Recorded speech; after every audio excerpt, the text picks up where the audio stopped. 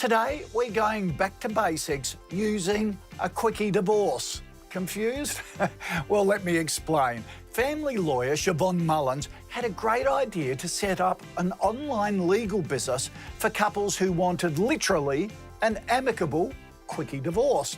Just a genius idea, I reckon, but she underestimated all the other building blocks that are needed in getting a new venture off the ground. The planning, the marketing, regulations, technology, the list is absolutely endless. We've responded to her plea for help by sending in Michael Talevich from Nexis to point her in the right direction.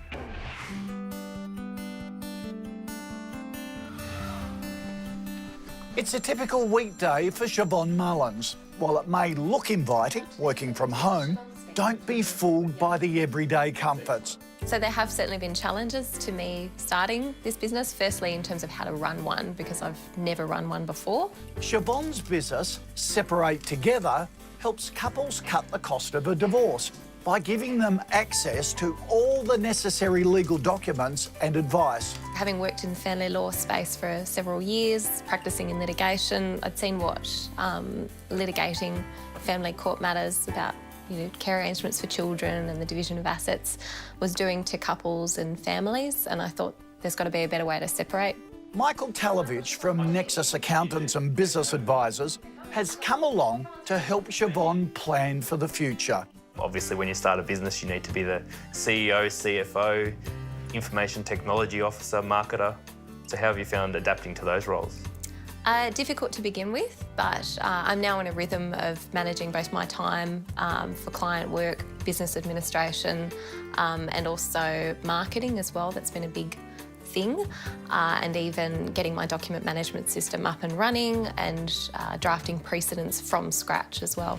Siobhan only started the business 4 months ago, but like any savvy owner, she's thinking about her next move.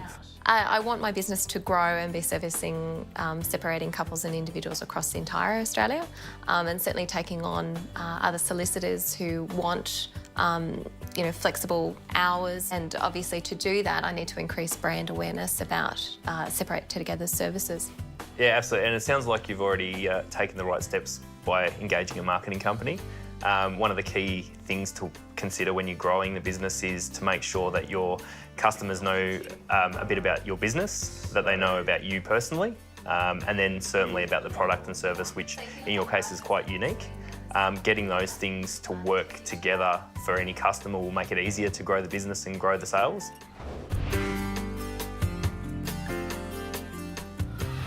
We're at the Canberra home of lawyer Siobhan Mullins, the global headquarters for her new business, Separate Together.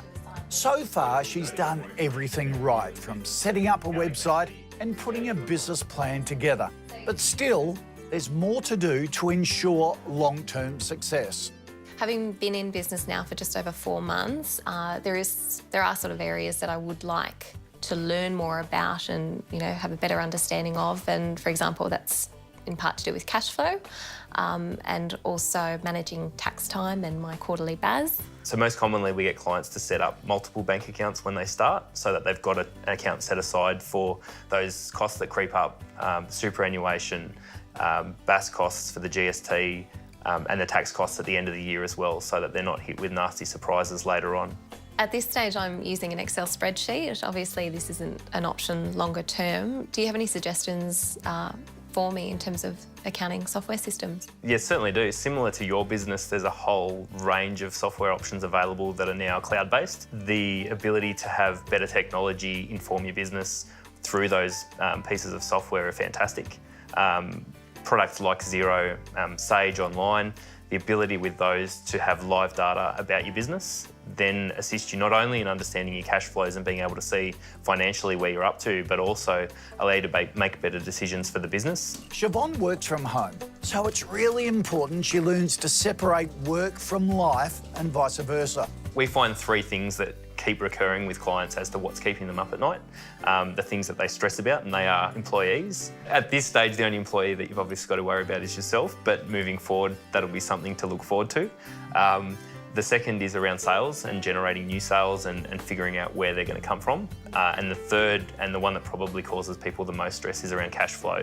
One of the best ways to deal with that is to have an outlet. Find something obviously that you enjoy doing away from work that can take you away from those difficult moments. But realistically, it comes down to having a business plan in place and actually proactively, before it happens, planning exactly what's going to happen with each of those steps. Michael has reminded all of us about the importance of surrounding yourself with a solid and strong team. Generating new sales is also essential, and of course, managing that cash flow. Siobhan, we wish you all the best and keep in touch.